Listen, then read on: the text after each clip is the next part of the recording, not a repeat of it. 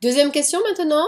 Donc cette fois-ci, on va, à partir de ces points, tracer l'allure de la courbe. Donc je vous avais expliqué avant, je prends chacun des points et puis je les place, sachant que F, ici, représente toujours l'axe des abscisses et que G, qui est ici, représente toujours l'axe des ordonnées. Et on ne s'occupe plus du tout de T. Seuls F et G m'importent.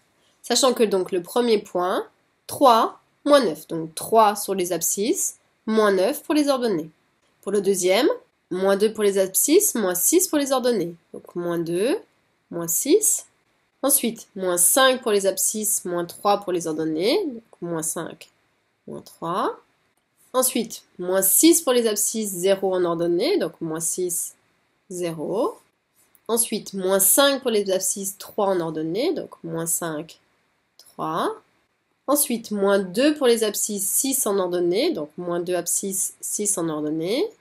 Et puis enfin, 3 en abscisse, 9 en ordonnée. Donc 3 en abscisse, 9 en ordonnée. Donc on va pouvoir les relier pour donner l'allure de la courbe paramétrée. Donc voici la fonction, donc c'est un type un peu particulier. C'est une parabole en fait, mais pour une fois elle est tournée dans un sens que vous ne connaissiez pas. Donc en fait les courbes paramétrées, leur différence comparée aux fonctions que vous avez pu étudier jusqu'ici, c'est que on part du fait qu'un point a une seule et unique image, logiquement. Ça, c'est la définition d'une fonction classique. Si j'ai un point, j'ai une image. Un autre point, une autre image. Et je ne peux pas avoir un point qui possède deux images. Sauf que ceci, dans les systèmes paramétriques, va être complètement différent. Ici, le point moins 2, il a aussi bien comme image 6 que moins 6. C'est complètement possible.